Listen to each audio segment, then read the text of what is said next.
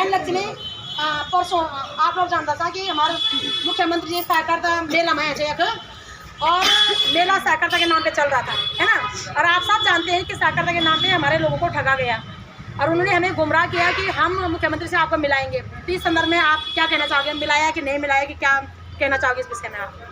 सबसे पहले मैं प्रणाम करती हूँ अपनी मातृशक्ति को, जो आज यहाँ पर भैया दूज के अवसर पे भी यहाँ पीपल चौरी धरना स्थल पर बैठी हुई है। और रही 13 तारीख की बात, तो 13 तारीख को हम बड़ी आस लगाकर सीएम धामी जी से मिलने गए थे कि आज वो हमारे क्षेत्र में, हमारे शहर में, हमारे नगर में यहाँ पर आए हैं, तो शायद हमारी उनसे बात हो पाएगी।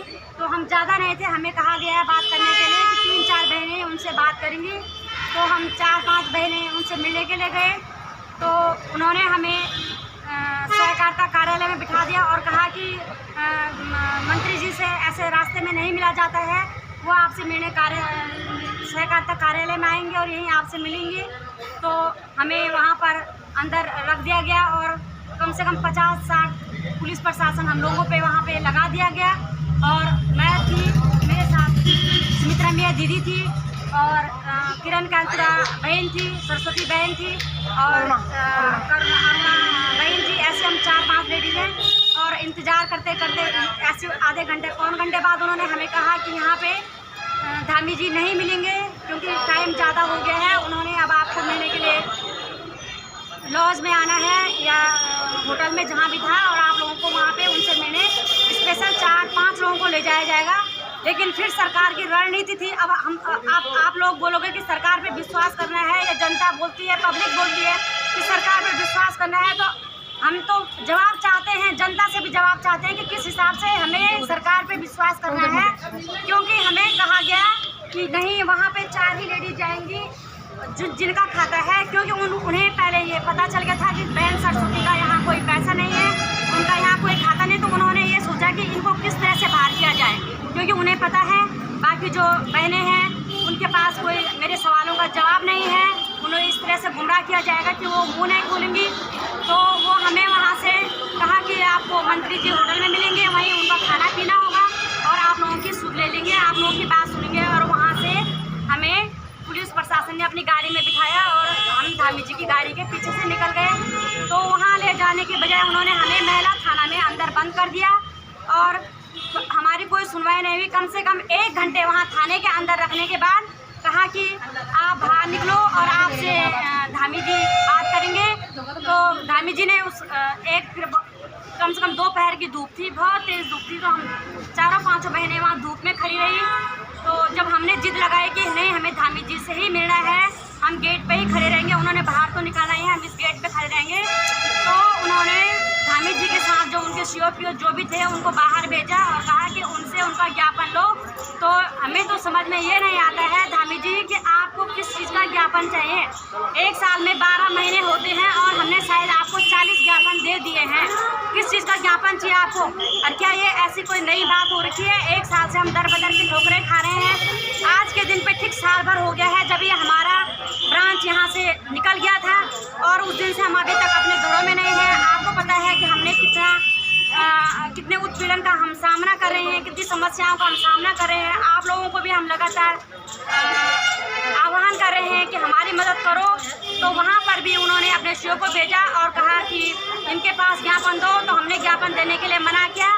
तो उसके बाद हमें बोला गया कि अगर तुम लोग ज्ञापन नहीं दोगे तो धामी जी भी ऐसे किसी से नहीं मिलते। कौन है धामी जी? कहाँ से हैं धामी जी?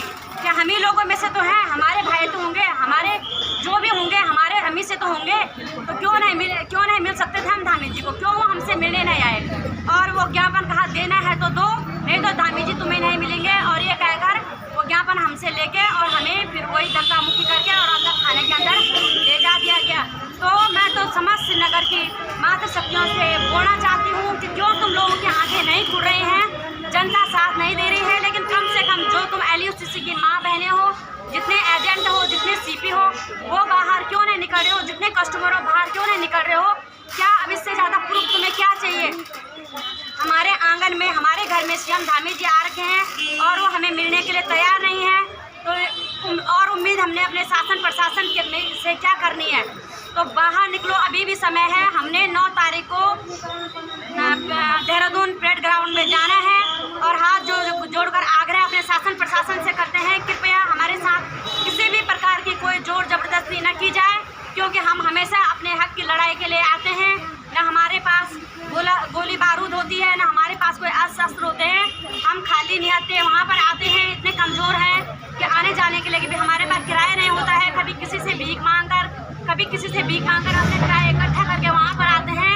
तो आपसे हाथ जोड़कर विनती है, अगर आप हमारा साथ नहीं देते हो तो हमारे साथ अभद्र व्यवहार भी न करें, हमें वहाँ पर रहने दें। कोई बात नहीं, हम भूख हड़ताल पे बैठे, हम खाएं न खाएं, जिस हाल में भी रहेंगे, लेकिन हमें अपनी बात को आपको बतानी है। आपसे हमें नेगेटिव या पॉजिटिव जो भी है वो जवाब लेना है। हम चाहते हैं आप जो भी है, जो जवाब भी है आप उसे हमें दो और हम उसके बाद अपने घरों में बैठ जाएंगे। हमें इस धरने से, इस लड़ाई से, इस किसी भी चीज़ से कोई मतलब नहीं है। हमारी हक की लड़ाई है, हमारा पैसा आपके द्वारा दिया है, तो आप ही हमारे पैसों का भुगतान करोगे। और सुनने में आया है कि हमारे जो सहकारिता मंत्री धन सिंह रावत जी हैं, वो कहते हैं कि वो मुख्यमंत्री जी के पास न जाकर मेरे पास आए। तो मैं एकजुट धन सिंह रावत जी से भी कहना चाहती हूँ कि श्रीमान, हम आपके पास 2 बार आए थे। एक बार हमारी बहनें स्पेशली आपसे मिलने आई थी, जब आपने कहा कि आपके मामले में बहुत जल्दी संज्ञान लिया जाएगा। और एक बार हम आपसे अदिति मीटिंग पॉइंट में मिलने आए थे। क्या आप भूल गए हो? कैसे मिलने आना है आपको, किस तरह से मिलने आना है? आप अपना सुझाव भी तो दो कि आप किस तरह से हम लोगों से मिलना चाहते हो और हमारा भुगतान करना चाहते हो, क्योंकि हमारे अंदर तो इतना दिमाग है नहीं। हमने तो आप लोगों को विश्वास किया, सहकारिता पे विश्वास किया और इस मामले में फंसे। तो आप लोग बताओ कि आपकी जो मिलने की प्रक्रिया जो होती है वो किस प्रकार की होती है, हम किस प्रकार से आपसे मिलने आए। तो बहुत बहुत धन्यवाद। और सभी मातृशक्ति को आग्रह करती हूँ कि अभी भी जागो, जागरूक हो जाओ, अपने लिए सचेत सतर्क रहो। बहुत बहुत धन्यवाद बहन, आपका आक्रोश और आपके सारे पॉइंट जायज़ हैं।